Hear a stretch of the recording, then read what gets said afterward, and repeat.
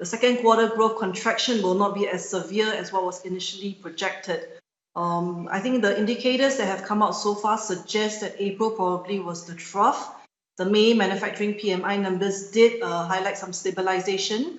And I think we are quite hopeful that with the earlier transition to the phase 2, where retail shops are allowed to open and F&B dining is allowed with some social restriction measures, we could actually see some pent-up demand and the retail sales could snap back a little bit in June.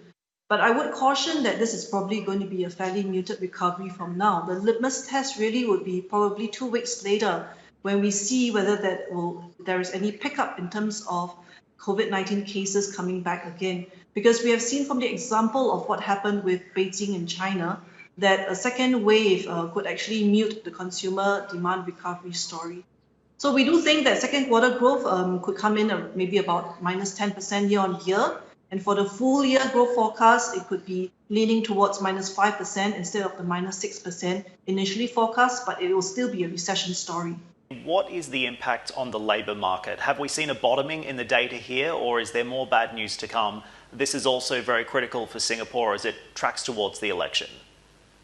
Yes, I think the labour market is something that everyone's watching very closely, mainly because it's a lagging indicator. We have seen quite a fair bit of softening in terms of the unemployment rate already in the first quarter, and that was prior to the circuit breaker implementation. I think the sense is that over the period of the circuit breaker, more businesses, especially the SMEs, could have gone belly up, even with the support that the budget actually provides. So now that we are reopening, a lot of businesses are also trying to cope with cost-cutting measures and how they're going to bring the workers back.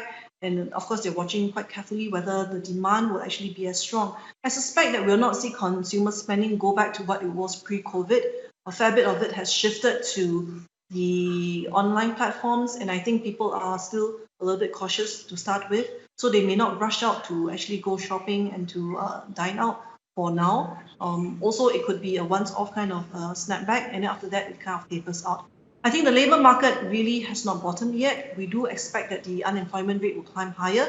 I'm actually looking for the headline unemployment rate to exceed 3% by the end of the year. If you recall back what happened with the SARS period in 2003, actually the unemployment rate didn't peak until the end of 2003, even though SARS was concentrated in the second quarter. So that's going to be the case. Resident unemployment rate in particular will have further upside. We think it could possibly exceed 4% by the end of the year as well. Of course, the Singapore United Jobs Package will go some way to buffering the pain, but I think it will not fully take away some of the fallout in the labour market that we should see.